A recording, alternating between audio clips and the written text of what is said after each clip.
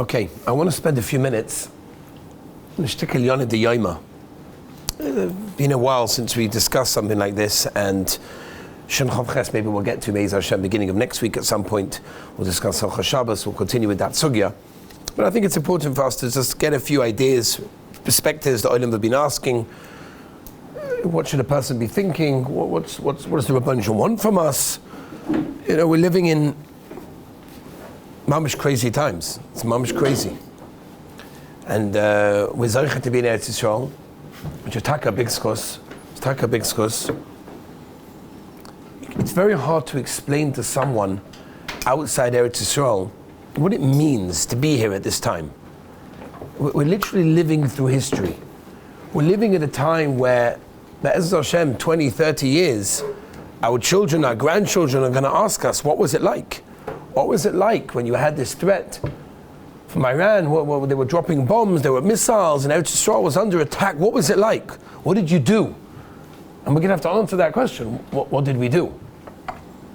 Just to explain to somebody else what it means.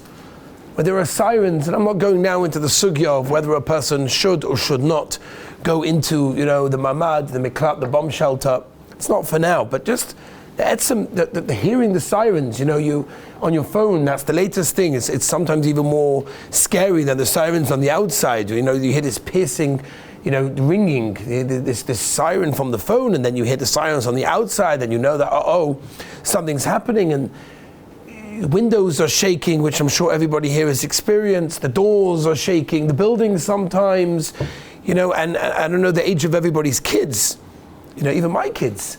You feel it. You know something's happening. You don't know when. Vadi Yerushalayim, we're safe. Yerushalayim. Maybe until now we thought we were invincible.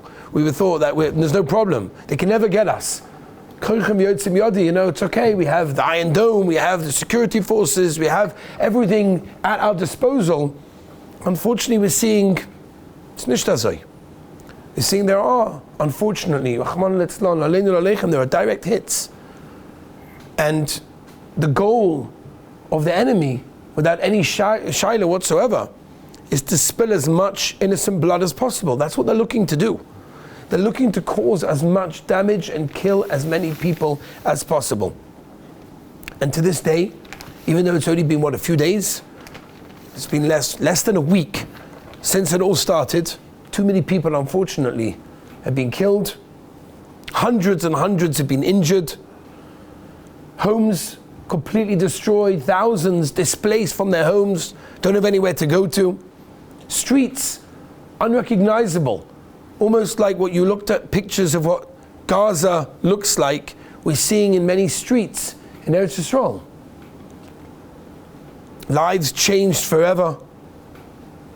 We're literally living through history. But we have to know, we're living at a time that I don't remember, definitely not in my lifetime and my parents' lifetime, that this never happened in Metzias since the Holocaust, where people are trying to get out the country. How do we get out the country? We could try this mahalach, we tried that mahalach, there are boats, there are private jets, you go through Egypt, you go through Jordan. These are shilas, by the way, that came out at the time of the World War II, time of the Holocaust. This is what they were doing. How do we get out in time? What are we going to do? This is what's happening over here.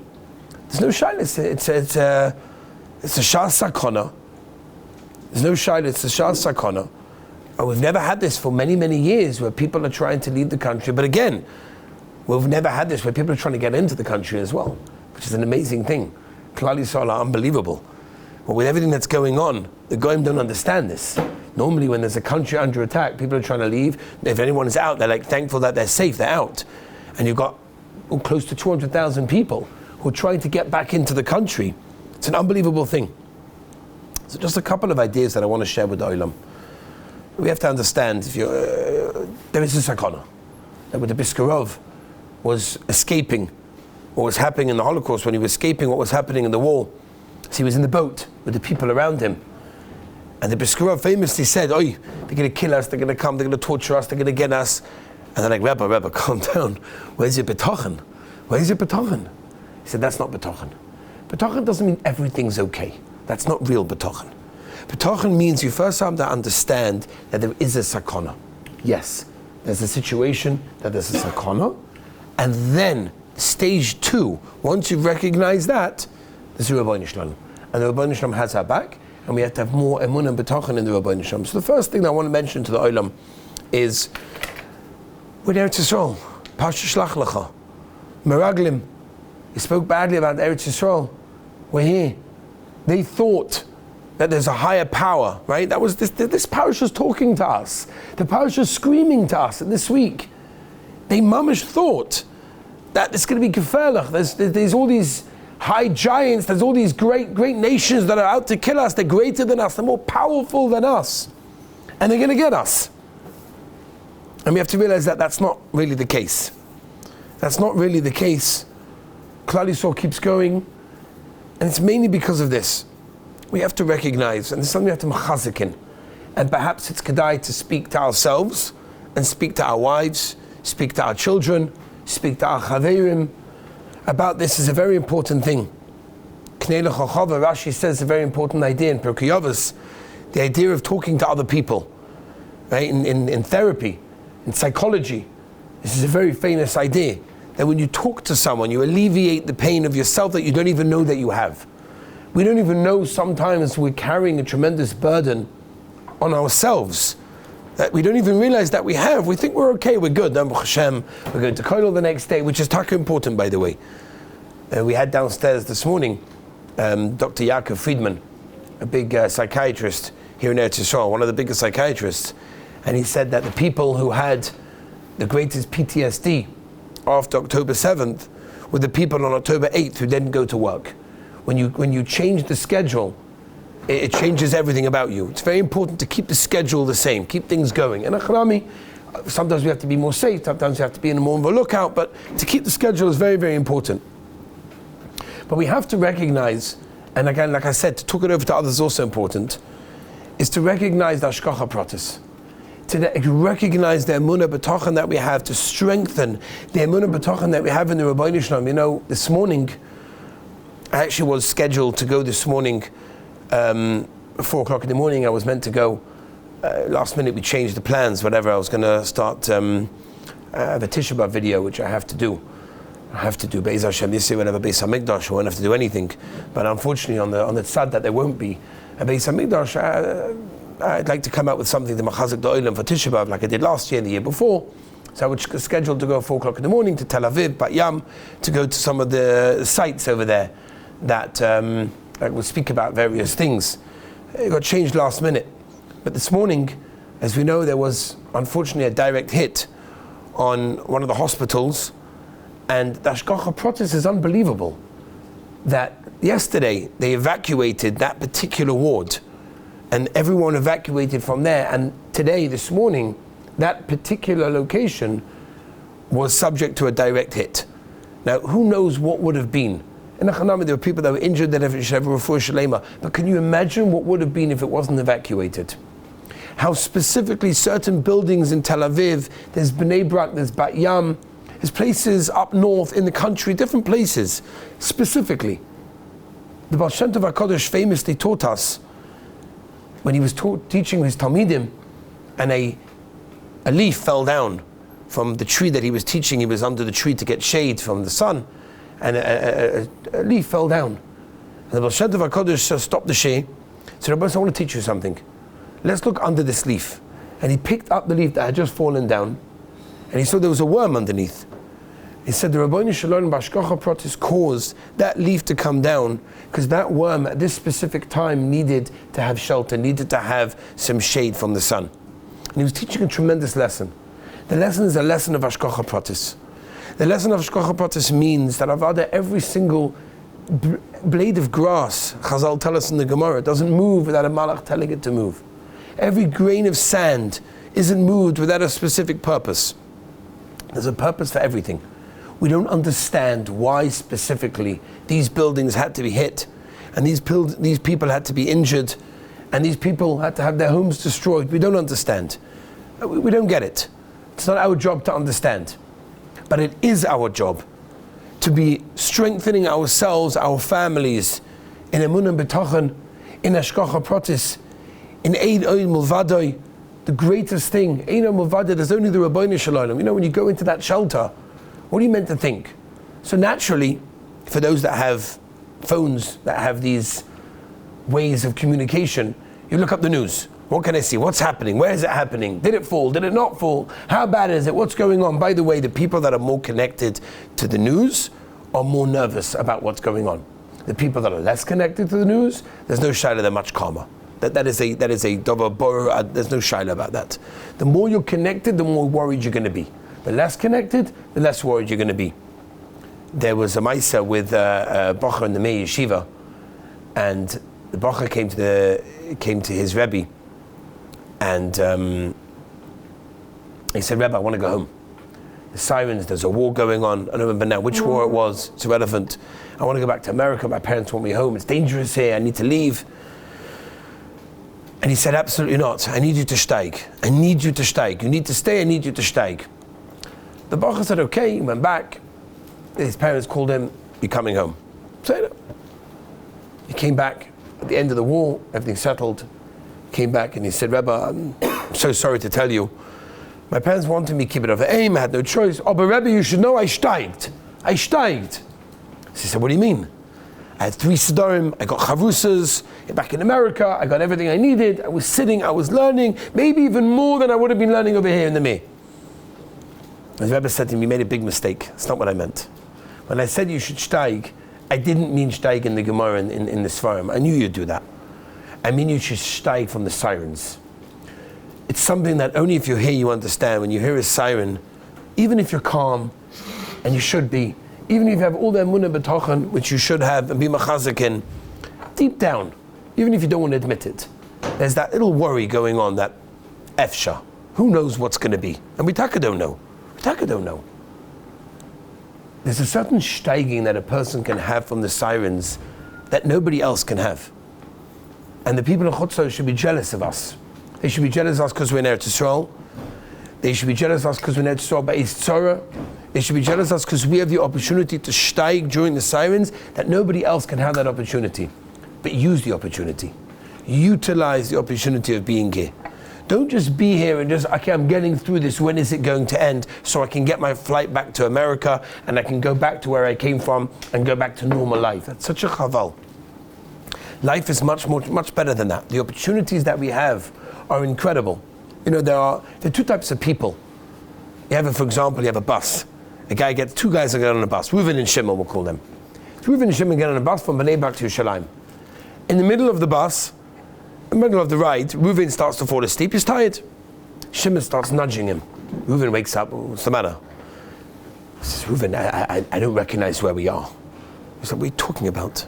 I don't recognize this mahalach. Like, I've driven this, I've taken this route many times. I don't know where we are. So what are you talking about? I think the driver is kidnapping us all. Telling you, he's taking us to some crazy Arab place. I don't know where we are. Reuven's like, leave me alone. Don't be so stupid. Leave your chaloimus. You're a nervous guy. Let me just go back to sleep. Reuven goes back to sleep. A few minutes later, Shimon nudges him. Reuven, I'm telling you, I don't know where we are. This is gefährlich. I don't know which mahalach he's taking us. Just for sure, he's an Arab driver. He's taking us to an Arab village. Who knows what's going to be? And everyone else is sleeping. No one recognizes. Reuven says, leave me alone, Shimon, calm down. And this goes on and on the whole bus, right? Until eventually, right towards Yerushalayim, he gets off a kvish achad in a different entrance, and the guy's like, oh wow, now I know where we are. He calms down. These 2 guys come off the bus, Reuven and Shimon. They both arrive at the same destination. They're both arriving in Yerushalayim. Reuven is calm. He's calm. He's good. He had a good shluff. He was calm. Everything was kabaldik. Shimon's a nervous wreck because he was always nervous the whole way.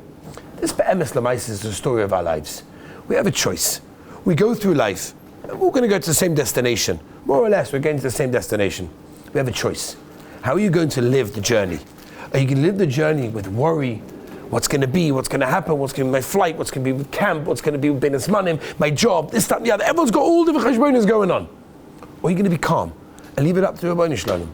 And it's avodas atzma that a person has to work at himself. It's not easy. I was last Pesach, I was asked to go and speak I was the rabbi in residence in Panama. For those of you familiar, Panama it's not America. It's a 6-hour flight from New York, pretty much. wasn't an easy flight to take with the kids. We took it 2 days before Pesach, and we got to the airport, Baruch Hashem, with good timing, check-in, gave in the passports, and I had forgotten, or my travel agent had forgotten to tell me. I travel to America a lot, and I travel a lot. I have a visa, I have an ESTA, and a chab. My wife has also gone. My kids, they didn't have an ESTA. They weren't able to go in. Travel agents like they check the counter that we can't check you in. You don't have a visa to enter America. You're not going there. I'm like, what do you mean? I have one. He said, my kid. No. The kids need one. Okay, fine. So I'll apply right now. How long does it take? Anywhere between 24 hours and 48 hours. Okay, Pesach is in 48 hours. Yom Tov, Leila Seder is in 48 hours. And I've got a journey. I'm traveling from here to JFK. And from JFK, I'm taking a 6-hour flight to Panama, right? I've got a long flight ahead of me with a stopover, with all the kids. Can I know her? What am I doing over here? We're going to apply, and you never know what's going to happen. Take a seat and relax. I have to give credit to my wife to this one. Unbelievable. We've got, Baruch Hashem, can I know her? We've got 8 kids sitting there. They're all like, hungry. You know how the kids go. Right? They're all kvetching. When are we going to get there? What's going to be? The flight, the food already. They're eating up for everything that we brought with us. And we're waiting. And we said, what can we do? There's nothing you can do. You apply, and then you wait. And you're refreshing the email every second to make sure, Efsha. Go back to the thing. Maybe the counter have good news, backwards and forwards. Nothing happening. My travel agent at that time, I'm like, we'll arrange for you a different time maybe to go to Panama. It looks like you're going to be in Eretz Yisrael for Pesach, right? Now this is crazy, right? It's less than 48 hours before Yom Tov. You haven't made Pesach. My house is not kosher Pesach. They're waiting for me in the hotel. That means who knows what's going to happen. They'll never ask me to speak again there again. The kids are going with Shiga. What's going to be?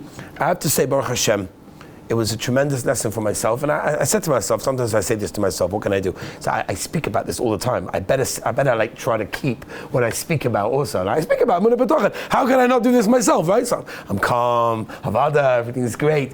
Chazdei Hashem, about 20 minutes before takeoff, literally, we got the okay that the visas came through, and they rushed us through, and we made our flight, Chazdei Hashem. They even upgraded us, Chazdei Hashem. It was unbelievable. It was an amazing, amazing situation.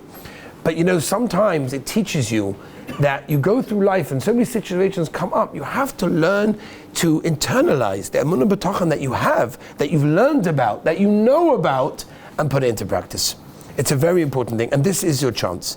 This is your chance to do that, to be able to work on your emunah b'tochen. The Hashgacha Pratis are seeing an unbelievable thing.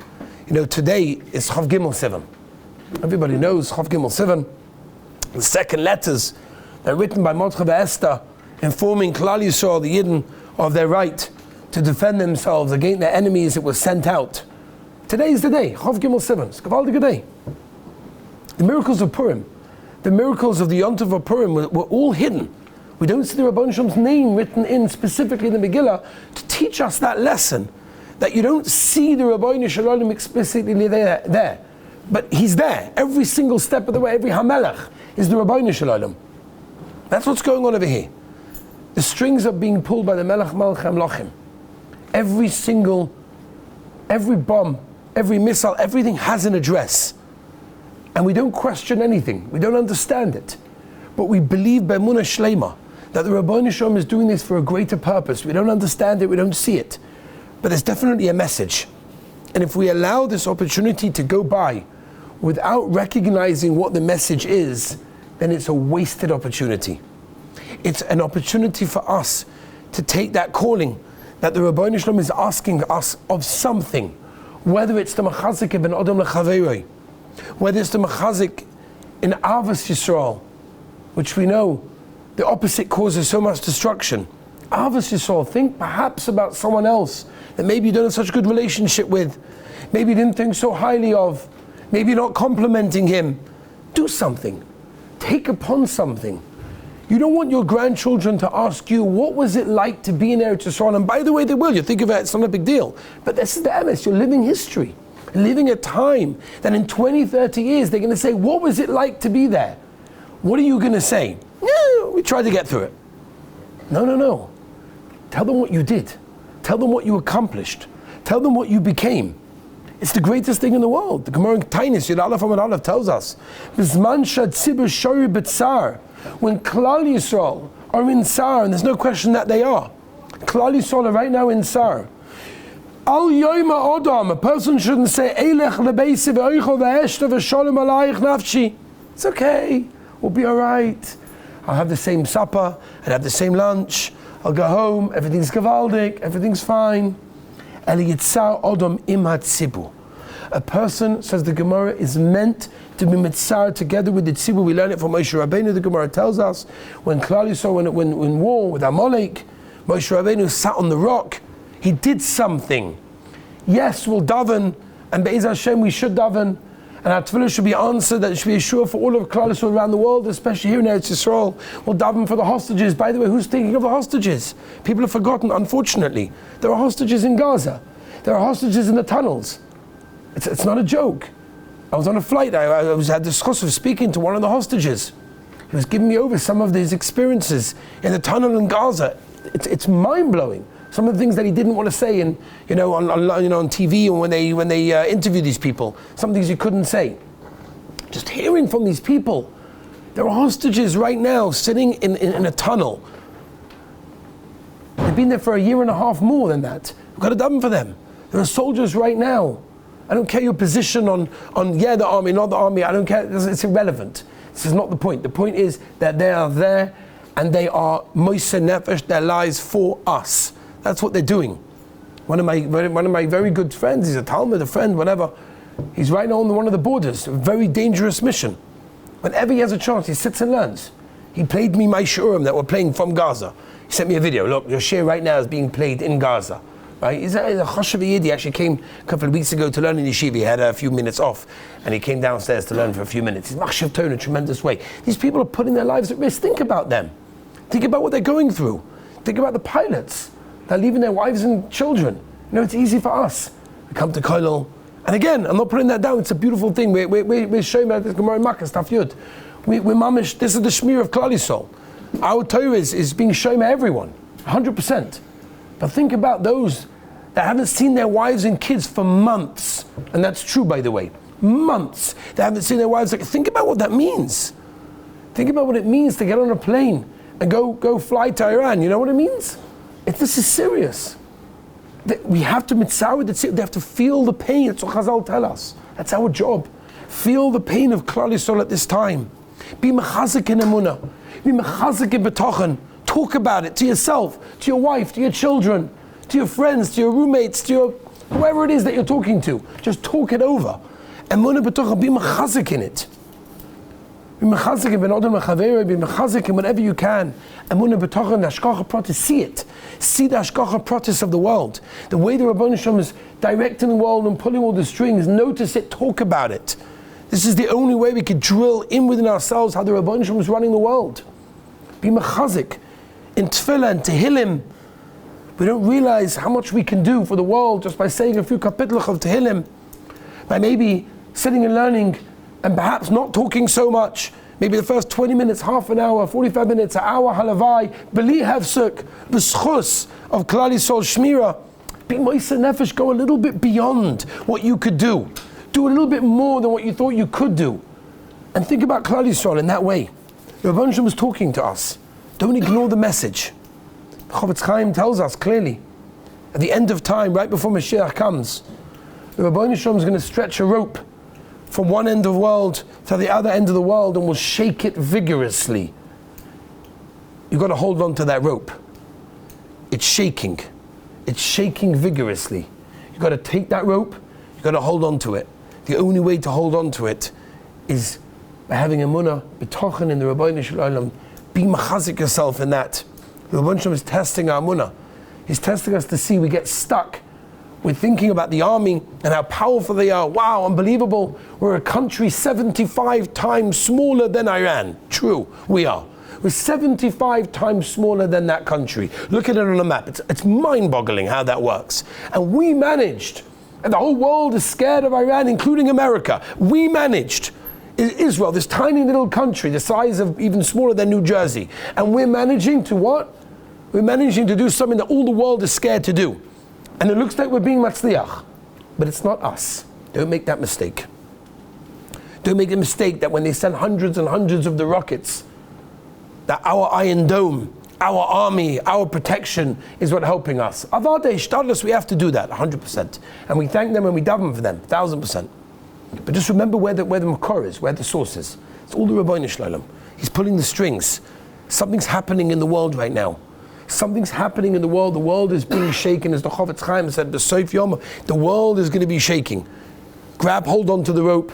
Grab it with your life, because your life depends on it. Future of the world depends on it.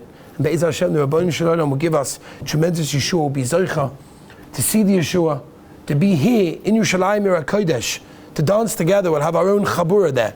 We'll have our own Koilel Matzav, our own dance together with the Bayis Shlishi, B'Siyata Deshmai. We're davening for it. Tzipisi Yeshua, that's one of the things Chazal tell us, to think about it, to want it, to wait for it, to expect it. Rambam says one of the most important things, a person doesn't think about it, doesn't believe in it, it's the koifa be'ika. This is it. Rabbi said, any moment, just like waiting for the sirens, wait for the shofar. Expect the shofar. Forget about expecting the siren. Any minute there's going to be a siren. Any minute there's going to be a beep on my phone. Any minute there's going to be a shofar. Waiting for Mashiach. We can't wait for Mashiach. We're excited for Mashiach. We believe it's happening. It's going to happen. And Be'ez Hashem, when it does, we're going to dance together with all of Klal Yisrael. Be'ez Hashem, and all the tzoros of Klal Yisrael are going to go. B'siyata Deshmaya together with our chizik in emunah, our chizik in tefillah, our chizik in betachon. B'siyata Deshmaya, we'll be dancing in front of the Bin Bayis Shlishi b'mehevya. Amen. Amen.